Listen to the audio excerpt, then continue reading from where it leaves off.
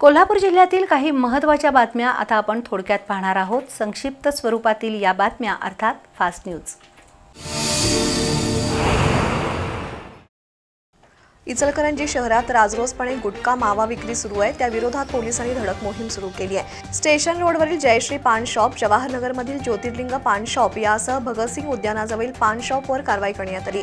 हेमंत पवार, अनिकेत लोखंडे, शिवाजी भोंगारडे या तिघांना ताब्यात घेऊन त्यांच्याकडून 5,800 रुपयांचा मुद्देमाल जप्त करण्यात आला। पोलिसांच्या कारवाईमुळे इचलकरंजीतील पानपट्टी चालकांमध्ये खळबळ उडाली आहे। Indian bullion and jewellers association, Kolhapur सराफ व्यापारी संघ आणि वर्ल्ड गोल्ड काउन्सिल यांच्या वतीनं कोल्हापुरात सराफ व्यावसायिकांसाठी चर्चासत्राचं आयोजन केलं होतं। सराफ बाजारपेठेचं बदलतं स्वरूप, ग्राहकांच्या अपेक्षा, दैनंदिन व्यवहारातील बदल आणि वाढती स्पर्धा, नवतंत्रज्ञान आणि कायदे अशा विविध विषयांवर इब्जाचे दीपक गुंदेशा यांनी सराफ व्यावसायिकांना मार्गदर्शन केलं। दरम्यान इब्जाच्या उपाध्यक्षपदी निवड झालेल्या विजयकुमार भोसले सरदार, अर्णव कारेकर यांचा विशेष सत्कार करण्यात आला। यावेळी सराफ संघाचे अध्यक्ष राजेश ओसवाल, उपाध्यक्ष विजय हवळ, संचालक अशोक ओसवाल, संजय रांगोळे, किरण गांधी, शीतल पोद्दार, कुमार ओसवाल यांच्यासह मान्यवर उपस्थित होते। कोल्हापुरातील सावित्रीबाई फुले रुग्णालयाजवळ एका टॉवरवरील पतंगाच्या दोऱ्यात घार अडकली होती। खूप वेळ सुटण्याची धडपड केल्यानंतर ती घार निपचित होती। दरम्यान अन्न औषध प्रशासनाचे विनायक दशपुते, सतीश माने, शिवाजी तोडकर यांनी त्या घारीला वाचवण्यासाठी अग्निशमन दलाशी संपर्क साधला। अग्निशमन दलाच्या संदीप भंडाळकर, नितेश शिणगारे, योगेश कदम, निलेश मोरे यांनी अर्धा तास प्रयत्न करून 30 फूट उंचीवरील घारीची नायलॉनच्या दोऱ्यातून सुटका केली आणि तिला जीवदान दिलं।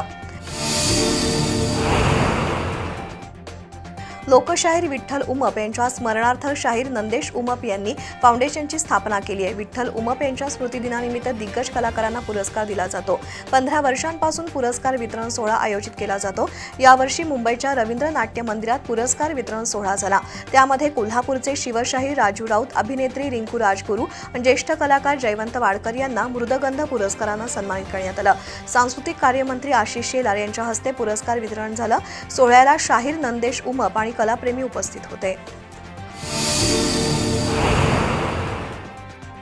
इचलकरंजीतील आदित्य सोनुले हा रेकॉर्डवरील गुन्हेगार आहे। त्याचा प्रसाद कामियाच्या चुलत बहिणीसोबत विवाह झालाय। लग्नानंतर पती पत्नीमध्ये सातत्यानं वाद व्हायचा, त्यामुळे बहिणीसोबत भांडण करू नकोस असं प्रसादनं आदित्यला सांगितलं होतं। त्यातूनच गुरुवारी रात्री प्रसाद आणि आदित्य यांच्यात वाद झाला। त्यावेळी आदित्यनं प्रसादला मारहाण केली आणि चाकूनं गळा चिरण्याचा प्रयत्न केला। त्यामध्ये प्रसादच्या तोंडावर, गळ्यावर, कानाच्या पाठीमागं वार झाले। त्यानंतर जखमी प्रसाद कामीला आयजीएम रुग्णालयात दाखल केलं। कोल्हापुरातील आद्यशक्ती जन फाउंडेशन ट्रस्टच्या वतीनं महात्मा ज्योतिबा फुले आणि छत्रपती महाराणी ताराराणी यांच्या पुण्यतिथीनिमित्त विविध कार्यक्रम झाले।